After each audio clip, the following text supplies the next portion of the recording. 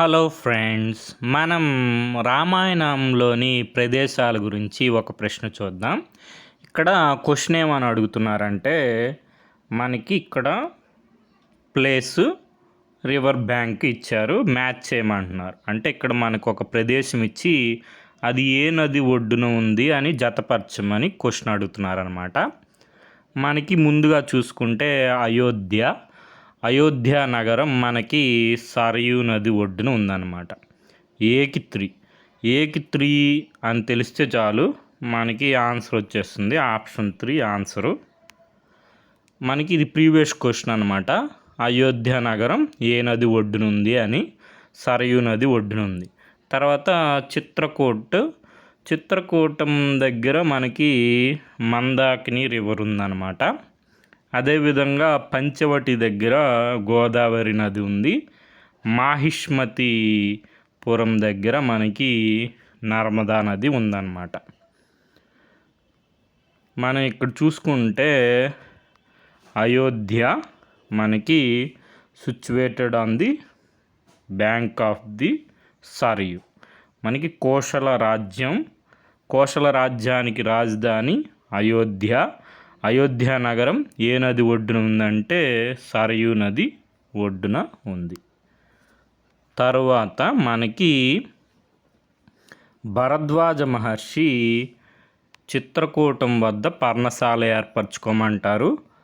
మనకి చిత్రకూట్ అనేది మనకి మందాకిని రివర్ ఒడ్డున ఉందన్నమాట. మందాకిని నది ఒడ్డున చిత్రకూటం దగ్గర సీతారామ లక్ష్మణుల వారు ఆశ్రమం ఏర్పాటు చేసుకుంటారు. ఎవరు చెప్పారు? భరద్వాజ మహర్షి చెప్పినందువలన చిత్రకూట ప్రాంతంలో ఆశ్రమాన్ని ఏర్పాటు చేసుకుంటారు.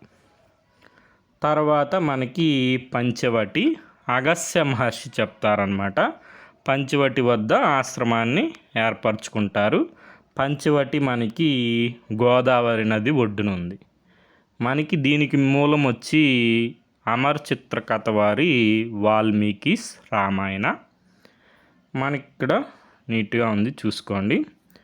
వైవస్వత మనువు తర్వాత ఈ భూమండలాన్ని ఇక్ష్వాకు వంశం వారు పరిపాలించారు. ఇక్ష్వాకుల దేశం పేరేం పేరు? కోశల దేశం.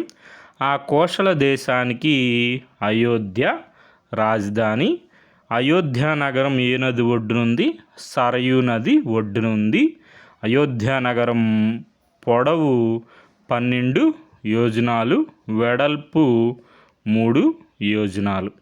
అయోధ్య నగరం ఎలా ఉండేది అని ఇక్కడ వివరణ ఉంది, చూసుకోండి. తర్వాత మనకి పంచవటి అని చెప్పుకున్నాం కదా. మనకి అగస్త్య మహర్షి చెప్తున్నారు శ్రీరాముల వారితో, నీ ప్రతిజ్ఞను నిర్వహించి మరలా రాజసుఖాలను పొందగలవు. యాతి వలె నీ తండ్రి ధన్యుడు. నీవు ఇచ్చట ఉండడం నాకు చాలా ఇష్టం. అయినా నీ కోరిక తెలుసుకొని గోదావరి తీరాన ఉండే పంచవటికి వెళ్ళమని చెప్పారు అగస్త్య మహర్షి. అది చాలా అందమైన ప్రదేశం. సీత ఆనందంగా విహరించగలదు. నీవు అచ్చట నివసిస్తూ తామసులను కాపాడగలవు అని అగస్త్య మహర్షి శ్రీరాముల వారికి చెప్పారన్నమాట. దీనికి మూలం శ్రీమద్ వాల్మీకి రామాయణం, సంకలనం అల్లాడి వాసుదేవన్ గారు. తర్వాత మనకి మాహిష్మతి నర్మదా నది ఒడ్డునుంది. మాహిష్మతిపురానికి రాజు కార్తవీర్యార్జునుడితో రావణుడు యుద్ధం చేసి ఘోరంగా ఓడిపోతాడనమాట. మనకి ఇక్కడ చూసుకుంటే మాహిష్మతిపురం ఏ నది ఒడ్డునుంది? నర్మదా నది ఒడ్డున ఉందన్నమాట. దీనికి మూలం విద్వాన్ డాక్టర్ కసిరెడ్డి వెంకటపతి రెడ్డి గారు రచించినటువంటి శ్రీమద్ రామాయణం ద్వితీయ భాగం రామాయణంలో ఉత్తరాఖండలో ఉంటుందన్నమాట. మనకి ఇప్పుడు చూడండి, అయోధ్య నగరం ఏంటి? కోశల దేశానికి రాజధాని. ఈ అయోధ్య నగరం మనకి సరయూ నది ఒడ్డున ఉంది. చిత్రకూటం మనకి భరద్వాజ మహర్షి పర్ణశాలను ఏర్పాటు చేసుకోమంటారు.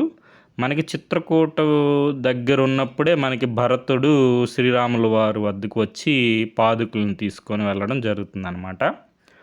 చిత్రకూట మనకి మందాకిని నది ఒడ్డునుంది. అదేవిధంగా అగస్త్య మహర్షి పంచవటి దగ్గర ఆశ్రమం ఏర్పరచుకోమని చెప్తారు. పంచవటి మనకి గోదావరి నది ఒడ్డునుంది. మాహిష్మతి చూసాం కదా. మాహిష్మతికి ఎవరు రాజు అంటే కార్తవీర్యార్జునుడు. మాహిష్మతి ఏ నది ఒడ్డునుంది? నర్మదా నది ఒడ్డునుంది అన్నమాట. మనకి ఇవి ప్రీవియస్ క్వశ్చన్స్. అగస్త్య మహాముని సలహా మేరకు రాముడు ఏ ప్రదేశంలో ఆశ్రమం నిర్మించుకొని నివసించడం ప్రారంభించాడు అంటే మనకి పంచవటి ఆన్సర్. అదే ఇక్కడ అగస్త్య మహాముని కాకుండా భరద్వాజ మహాముని అంటే మనకి ఆన్సర్ ఏమవుతుంది? చిత్రకూటం అవుతుంది. అదేవిధంగా మనకి పంచవటి ఏ నది ఒడ్డునుంది అంటే గోదావరి నది ఒడ్డునుంది. చిత్రకూట ఏ నది ఒడ్డునుందంటే మందాకిని నది ఒడ్డునుంది. తర్వాత అయోధ్య ఏ నది ఒడ్డున ఉంది? సరయూ నది ఒడ్డున ఉంది. Okay friends, thank you for watching.